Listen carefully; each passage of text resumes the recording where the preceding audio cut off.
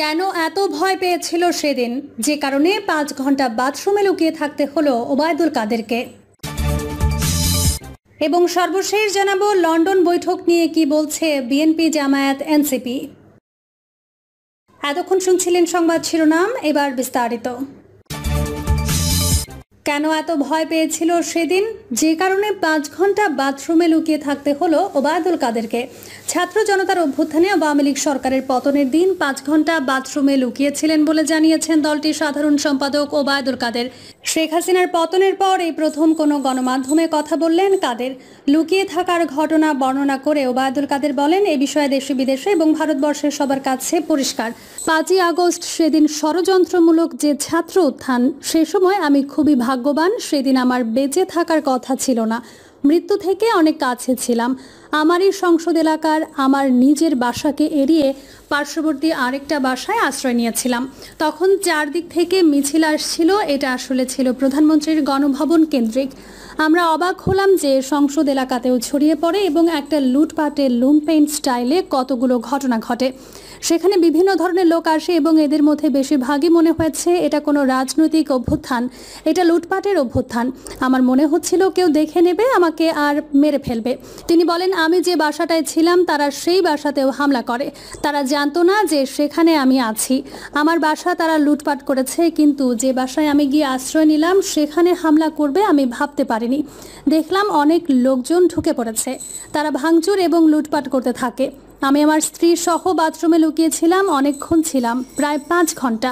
তারপর একটা পর্যায়ে তারা বাথরুমে ভেতরেও কমোড, বেসিন এগুলো লুটপাট করেছে। আমার ওয়াইফ বাথরুমের মুখে দাঁড়িয়ে বারবার সে বলছিল আমি অসুস্থ, এ কথা বলে তাদের ফিরিয়ে দিচ্ছে। একটা পর্যায়ে তারা বাথরুমে যেগুলো আছে সেগুলো লুট করার জন্য জোরপূর্বক প্রবেশের হুমকি দেয়। সে সময় আমার ওয়াইফ জিজ্ঞাসা করলো কি করব। বললাম খুলে দাও। তারপর 7 থেকে 8 জন ছেলে ঢুকলো, খুবই আক্রমণাত্মক দৃষ্টিভঙ্গি নিয়ে। হঠাৎ তারা আমার দিকে তাকিয়ে নেত্রী চলে গেল, আপনি জাননি কেন? আমি কিছু বলছিলাম, তাদের মধ্যে কি উদয় হলো আমি জানি না। তারা আমাকে বলে আপনার ছবি তুলব। তারপর ছবি তুলতে শুরু করলো, সেলফি নিচ্ছিল। এই ছাত্রদের অনেকে হয়তো আমাকে চিনত। কি কারণে যে আক্রমণাত্মক মনোভাবটা ছিল সেটা নিমিষেই শীতল হয়ে গেল। তখন ঠান্ডা মেজাজে কথা বলছিল। এদের মধ্যে এক পর্যায়ে একটা গ্রুপ চেয়েছিল আমাকে রাস্তায় সেনাবাহিনীর হাতে তুলে দিতে। কেউ কেউ আবার এটাও চেয়েছিল যে জনতার হাতে তুলে দিতে।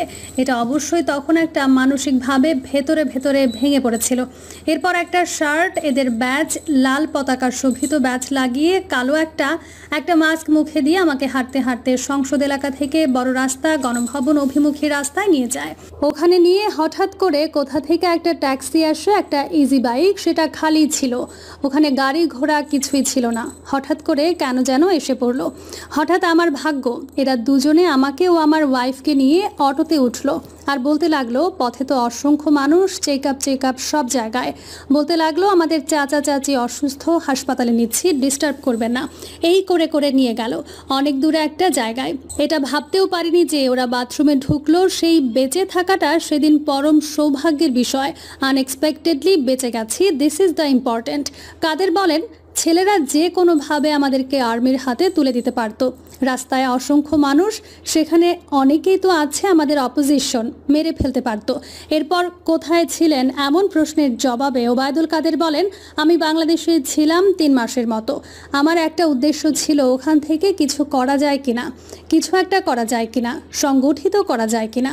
বিভিন্ন জায়গায় শ্রমিক অসন্তোষ, কর্মচারীদের অসন্তোষ, প্রতিদিনই এগুলো লক্ষ্য করতাম।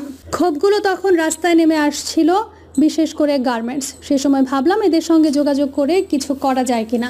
এই চিন্তাতেই 3 মাস পেরিয়ে গেল। এরপর একে একে সবাই অ্যারেস্ট হচ্ছি। আমি তো নেত্রীর পরের, তখনই 212টা খুনের মামলায় আমি আসামি হয়ে গেছি। এই অবস্থায় অনেকে বলল, আবার এখান থেকেও অনেক অনুরোধ যাচ্ছিল আমি যেন সতর্কভাবে এদিকে চলে আসি। এভাবেই চিন্তা করলাম যে আমার বাইপাস সার্জারি হয়েছিল, অনেকগুলো ওষুধ খেতে হয়, আমি ধরা পড়লে ওষুধ খাওয়াবে কে। তারপর অনেক কিছু ভাবনা চিন্তা করে 75-এ এখানে এসেছিলাম বঙ্গবন্ধু হত্যার পর। 3রা নভেম্বর জেল হত্যা হলো। কলকাতায় এসেছিলাম 9 মাস। এখান থেকে ফিরে গিয়ে জগন্নাথ হলে একটা বৈঠক করছিলাম অনেক রাতে। ঢাকায় তখন কারফিউ। সেখান থেকে আমাকে অ্যারেস্ট করা হলো। এরপর 1/11-এর পরে তখনও জেল খেটেছি। বঙ্গবন্ধু হত্যার পর 9 মাস কলকাতায় ছিলেন, তারপর কি আর আসেননি? জবাবে কাদের বলেন, যখন যোগাযোগ মন্ত্রণালয়ের দায়িত্বে ছিলাম তখন এসেছি, আর বিজয় দিবসে আমাকে প্রধান অতিথি করেছিল তখন এসেছি। আপনি যে রইলেন তারপর কোনো সমস্যা হলো না? ছেলেগুলো আপনাকে কোথায় পৌঁছে দিল বা বিষয়টা তারা ফাঁস করেনি, ছেলেগুলো এমনটা করলো এর কারণ কি? এমন প্রশ্নের জবাবে আওয়ামী লীগের সাধারণ সম্পাদক বলেন, আমি রাতেই ওখান থেকে সরে এসেছি, আমিও বুঝিনি ছেলেগুলো আওয়ামী লীগের ছিল কিনা। জবাবে কাদের বলেন, আওয়ামী লীগের হলে তো আমি চিনতাম। আপনার কিছু বিতর্কিত ভূমিকা ছিল। আপনি ছাত্রলীগ যুবলীগকে মাঠে নামিয়েছেন, তারপর জনরোষ তৈরি হয়ে গেল। ছাত্রলীগকে অভ্যুত্থান দমাতে বলেছিলেন কিনা সে বিষয়ে ওবায়দুল কাদের বলেন, আমি কখনো বলিনি যে ছাত্রলীগকে অভ্যুত্থান দমানোর জন্য। সেটা লন্ডন থেকে আমাদের এক ব্যারিস্টার নিঝুম মজুমদার ইউটিউবে কথা বলেন। ও তখনকার ভিডিও নিয়ে সেটা প্রচার করেছে মাস 3 আগে। সেখানে ছাত্রলীগের নামই ছিল না। বিভিন্নভাবে বলা হয়েছে ওই দিন ছাত্রলীগই যথেষ্ট, এ ধরনের কোনো বিষয় ছিল না আমার বক্তব্যে। আর আমি পার্টির সেক্রেটারি, তারা আমার মেট্রো রেল পুড়িয়ে দিচ্ছে, তারা আমার সেতু ভবন পুড়িয়ে দিচ্ছে, তারা বিটিভি ভবন পুড়িয়ে দিচ্ছে, তারা আমার অফিস আক্রমণ করতে বারবার আসছে, পার্টি অফিস, তারা গণভবনমুখী আক্রমণ শানাচ্ছে। তো সে সময় আমি কি আমাকে সেভ করব না? আমার দলকে সেভ করব না? আমার নেত্রীকে সেভ করতে হবে না? সে সময় পার্টির সেক্রেটারি হিসেবে আমার উপর সময়ারোপিত যে দায়িত্ব তা আমি পালন করেছি। এটা যে কেউ করত, আমার জায়গায় অন্য কেউ থাকলে তিনিও সেটাই করত। 15 বছর দেশ শাসন করেছেন এত বড় পার্টি, আপনারা কি বুঝতে পারলেন না যে এত বড় জনমত তৈরি হয়েছে? এটা কেন হলো? এমন এক প্রশ্নের জবাবে তিনি বলেন, এটা একটা আকস্মিক উত্থান। এটা তো শুরু হয়েছে কোটা দিয়ে, শেষ হয়েছে এক দফায়। এটা একটা ষড়যন্ত্রমূলক ঘটনা, একটা বিস্ফোরণ হয়েছে, সেটা ইন্টেলিজেন্সের একটা ব্যর্থতা ছিল এবং ব্যর্থতা ছিল না এটা বলা যাবে না। জেনারেল সেক্রেটারি হিসেবে কোনো দায় নিচ্ছেন এই ঘটনার? ওবায়দুল কাদের বলেন, আমার নেত্রী যেভাবে নির্দেশ দিয়েছেন সেভাবে আমি কাজ করেছি। এখন জেনারেল সেক্রেটারি হিসেবে আমার ভুল ত্রুটি থাকতে পারে, মানুষের ভুল হবেই। নিজের ভুল চিহ্নিত করেছেন কিনা এমন প্রশ্নের জবাবে আওয়ামী লীগের সাধারণ সম্পাদক বলেন, ভুল ত্রুটি আমারও থাকতে পারে। আমি কাজ করেছি, চাঁদাবাজি করিনি, কমিশন খাইনি, পার্সেন্টেজ নেইনি। আমার মন্ত্রণালয় এটা সবাই জানে। বাংলাদেশ আওয়ামী লীগের কমিটি গঠন করতে কমিশন নিয়ে কাউকে পদায়ন করিনি, চাঁদাবাজি করিনি। আমি সেই দিক থেকে নিজেকে একদম নির্দোষ বলে সাব্যস্ত করতে পারি। আপনাদের সময়ে নির্বাচন, মানবাধিকার হরণ, মানবতা বিরোধী অপরাধ, এই সমস্ত অনেক অভিযোগ এবং অনেক দুর্নীতির বিষয় সামনে এসেছে। ডেফিনেটলি সব হয়তো সত্য নয়। এত বড় ঘটনার পরও কি আপনারা কোনো ভুল স্বীকার বা দুঃখ প্রকাশ করেননি? এমন প্রশ্নের জবাবে তিনি বলেন, দেখুন, আমরা এদেশকে যা কিছু দিয়েছি, যা কিছু করেছেন আমাদের নেত্রী, এটার কোনো তুলনা হয় না। এই ডেভেলপমেন্ট বাংলাদেশে কল্পনাই করা যায় না। 15 বছর আগের বাংলাদেশ, 15 বছর পরের বাংলাদেশ, দিন আর রাতের মতো পার্থক্য। যারা দিনের আলোতে রাতে অন্ধকার দেখে, যারা আমাবস্যা দেখে পূর্ণিমা, তারা সমালোচনা করবেই। সমালোচনার বিষয়বস্তু আমাদের কাছে। সময় হলে দেশের মাটিতে সব কিছুরই মূল্যায়ন আমরা করছি, দেশের মাটিতে গিয়েও করব যখন সময় আসে। অনেকেই বলছেন আপনি দীর্ঘদিন নীরব ছিলেন, বলা হচ্ছে আপনার ভুল ত্রুটির কারণে আপনাকে চুপ থাকতে বলা হয়েছিল। কাইন্ড অফ পানিশমেন্ট আর কি। জবাবে কাদের বলেন, কিছু লোক আছে যারা এসব বলে শান্তি পায়, তাদের এটা একটা সুখানুভূতি আছে। আমাকে 3 বার সেক্রেটারি করলো, এটা তো অনেকের পছন্দ হওয়ারও তো কথা না।